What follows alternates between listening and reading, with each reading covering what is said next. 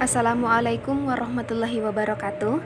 Perkenalkan, saya Hartatia Jasnar dengan NIM 20711-8018 dari jurusan Pendidikan Matematika angkatan 2018 di Universitas Islam Negeri Alauddin Makassar.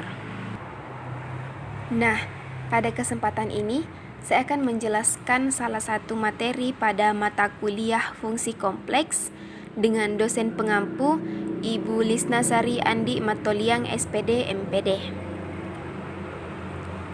Jadi, adapun materi yang akan saya jelaskan pada kesempatan ini yaitu tentang uji konvergensi deret kompleks.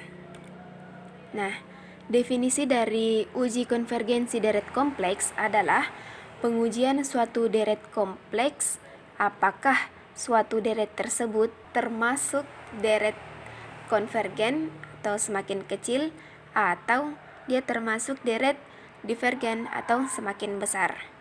Jadi di sini terdapat beberapa metode yang dapat kita gunakan untuk menguji. Jadi yang pertama yaitu teorema divergensi, uji rasio, uji akar, uji integral, uji deret berganti tanda, dan uji banding. Nah, dari keenam metode tersebut pada kesempatan ini saya hanya akan menjelaskan atau berfokus pada uji integral.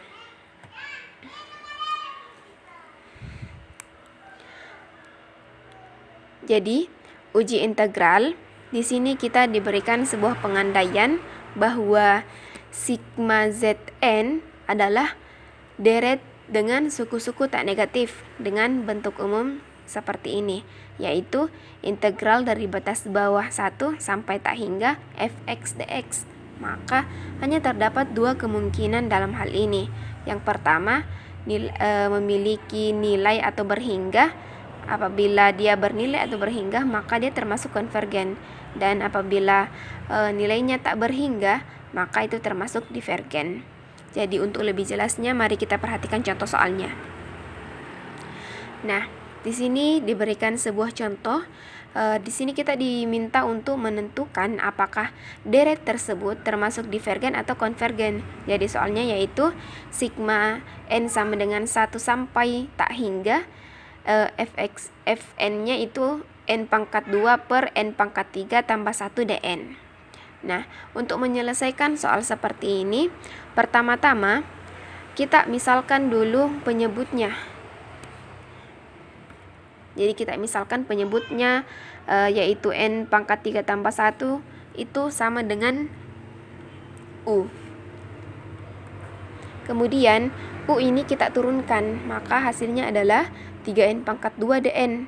Nah, dari turunan ini maka kita bisa peroleh nilai dari dn, yaitu dn sama dengan du per 3n pangkat 3. Nah, setelah itu kita substitusikan ke dalam soal. Nah, jadi soalnya yaitu integral 1 sampai tak hingga n pangkat 2 per n pangkat 3 plus 1 dn itu sama dengan kan tadi kita sudah misalkan bahwa penyebut n pangkat 3 plus 1 itu sama dengan U, maka di sini kita ganti menjadi U.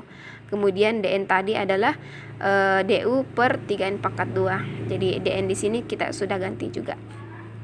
Nah, karena bagian pembilang dan penyebut masing-masing memiliki nilai n pangkat 2, jadi di sini kita bagi, jadi dia tersisa 1. Kemudian setelah ini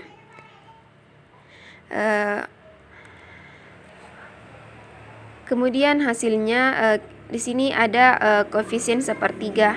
Maka koefisien sepertiga ini kita bisa keluarkan, kita bisa kedepankan. Jadi di sini tersisa sigma 1 sampai tak hingga du per U.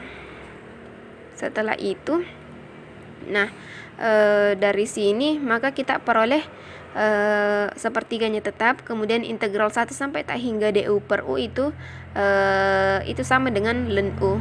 Kemudian batasnya dari 1 sampai tak hingga. Nah, dari sini maka kita peroleh lagi nilai U ini kita ganti dengan pemisalan yang tadi. Jadi ini sama dengan sepertiga ln n pangkat 3 plus 1 dengan batas 1 sampai tak hingga. Nah, kemudian setelah bentuknya menjadi seperti ini, nah di sini kita sisa mengganti nilai n dengan batas 1 sampai tak hingga. Nah, apabila kita telah mensubstitusi nilai n-nya 1 sampai tak hingga, maka kita peroleh nilainya itu sama dengan tak hingga. Nah, di sini hasilnya tak hingga. Nah, berdasarkan keputusan yang tadi, bahwa ketika nilai dari deretnya itu tak hingga, maka dia termasuk divergen. Seperti itu penggunaan atau untuk menentukan suatu deret apakah termasuk divergen atau konvergen.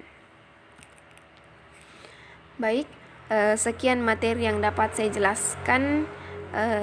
Terima kasih banyak atas perhatiannya.